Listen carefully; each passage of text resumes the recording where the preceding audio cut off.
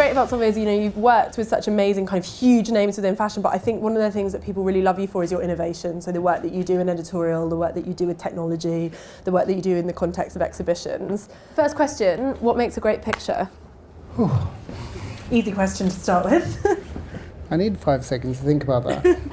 Because I think it depends whether you are talking about fashion photography, which is what we're doing now. Yeah. But a fashion photograph can either be a really good depiction of great fashion, or it can be fashion, I guess.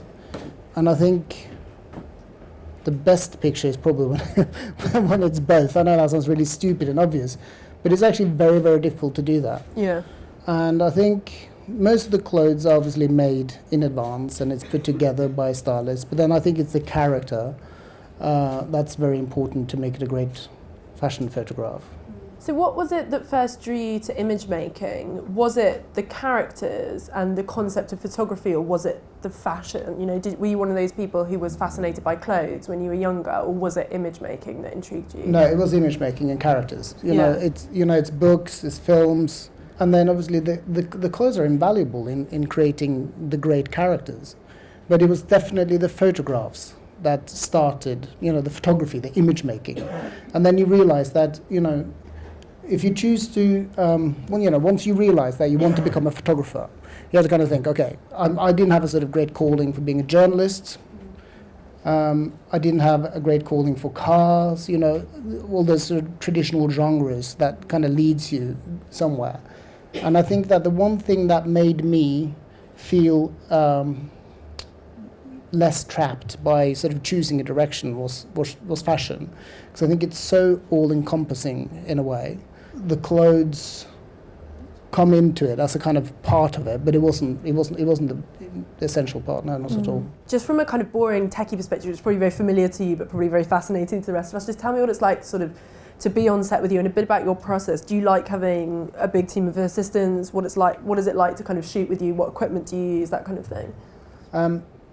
It's different every time. It really is. And I'm not saying that, to kind of avoid your question. But, I've been on location with clients, and I turned around and I counted 75 people. So I turned the camera around and did a sort of panorama. I was like, 75 people, and they was like, can I have 4 polyboards behind me? That you can't work like that. That must be getting worse and worse and worse though, because now, and Nick Knight talks about this all the time. He talks about how, you're expected to do the fashion film in the same day as you do the shoot, and then there's someone there shooting behind the snes. And have you noticed that kind of expectation and swelling of kind of what is trying to happen on one set? Obviously, behind the scenes pictures, the fashion film. Yeah, it's insane. And that kind of level of delivery, you can't do that, which is nuts. I interviewed Glenn Luxford recently, and also David Sims, and they both kind of, I'm paraphrasing, but they both talked about how we don't exist in climates now which are conducive to making good imagery. Like Glenn is much more jovial than David, and said, I haven't taken a good picture in 5 years, which is quite funny given he just shot the Gucci campaign, but each their own. But he was joking, but I think the point that they both really believe in, that it's not a time which suits making great imagery. People are rushed, or they're expected to sort of do too much. Do you ever worry about that, where you look at an image and you think, that is not as good as it should have been? Yeah, and it's a pendulum. It sort of swings. So sometimes you end up with periods. We do a lot of editorial, we take a lot of time, and you end up with pictures you love, and obviously other people love them, so you kind of go into phases of doing a lot more advertising, and then you just do so much, and in the end you kind of go, help, I need to go back. Yeah. And it goes, it's not like that or like that, but it's more in the middle. So obviously, things have changed, but you don't have to. Do you know what I mean? Yeah. You can say no. It's possible to say no, but that's the biggest change. And that's an acceleration that I find it's difficult for people to stop. Because when I started, people would not touch certain brands. People would not touch certain magazines. Now everyone does everything as long as it gets paid. And that's quite sad, actually. And it's not true, what I'm saying, but it's much more true than you'd think. And I remember a changing point for that. But So when they can say no, you know. Yeah. It's interesting you talk about being individual, because I would never say that you're a photographer whose work looks like it's in any way about sort of your personal preferences or desires. You know, there are some photographers where they're aesthetic, and there's some photographers where they're quite carnal, particularly obviously mainly male photographers, where you get the sense that they've made a girl who they think is sexy or beautiful.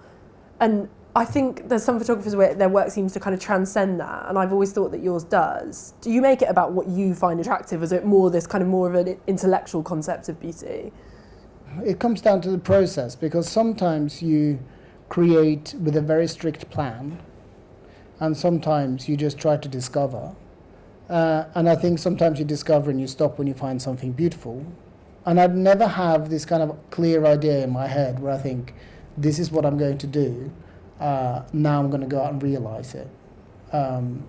You have references, you have starting points, you know, but on a sort of much bigger scale in a way, it's like what Hitchcock would say about his films, is that to make the films was always a huge disappointment for him. Yeah. Because he had it so planned out what he wanted to do, how beautiful it was going to be, and how exciting it was going to be, and you know, all the things were planned out on the storyboard in his head, and obviously everything after that's going to be one huge disappointment, because you can't, you know, he didn't have CGI, so everything had to be done, you know, so if you start with a preconceived notion of what kind of beauty you're going to capture, you're always going to be disappointed.